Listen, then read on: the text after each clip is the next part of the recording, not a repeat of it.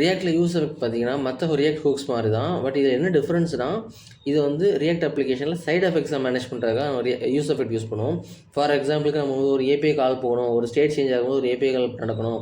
இல்லை பார்த்தீங்கன்னா உங்களுக்கு வந்து இனிஷியல் ரெண்டரில் வந்து ஒரு ஏபிஐ கால் நடக்கணும். இல்லை வந்து அது டாம்லேயே வந்து ஒரு சேஞ்சஸ் நடக்கணும், அப்படி ஒரு சைட் எஃபெக்ட் நடக்கணும் அப்படின்னா அதுக்காக யூஸ் பண்ணுறது நம்ம யூஸ் எஃபெக்ட்டு.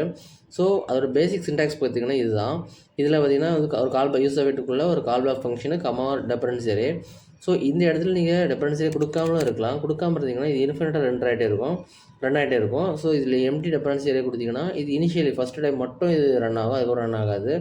இதில் வந்து டிபெண்டன்சி அரேயில் ஒரு டிபெண்டன்சி வேல்யூ கொடுத்தீங்க அப்படின்னா இந்த வேல்யூ எப்போல்லாம் சேஞ்ச் ஆகுதோ அப்போல்லாம் இது ரன் ஆகும். ஸோ ஃபார் எக்ஸாம்பிளுக்கு இது வந்து ஒரு ரியல் டைம் அப்ளிகேஷன். ஸோ இதில் ஒரு யூசர் யூஸ் பண்ணியிருக்கேன்.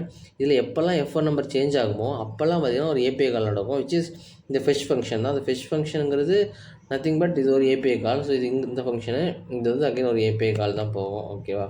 ஸோ இங்கே தான் நடக்கும். ஸோ எப்போல்லாம் எனக்கு இந்த இது சேஞ்ச் ஆகுதோ அப்போல்லாம் எனக்கு ஒரு சைட் எஃபெக்டாக இந்த ஃபெச் ஃபங்க்ஷன் ரன் ஆகிட்டே இருக்கும். ஸோ இதுக்காக நான் ஜென்ரலாக யூஸ் பண்ணியிருக்கேன். ஸோ இந்த மாதிரிப்பட்ட சைட் எஃபெக்ட்ஸு டாம் மேனிப்புலேஷன்ஸ்க்காக தான் நம்ம வந்து பேசிக்காக சைட் எஃபெக்ட்ஸை ரியாக்டில் யூஸ் பண்ணோம். ஸோ அதனால வந்து இது வந்து ஒரு powerful hook in React. But also இதை நம்ம தப்பானதை யூஸ் பண்ணோன்னா it may cause infinite rendering. So which should break our application. Okay, so அதை நம்ம பார்த்து கவனமாக கரெக்டாக யூஸ் பண்ணால் இது எஃபிஷியண்ட்டாக யூஸ் பண்ணலாம்.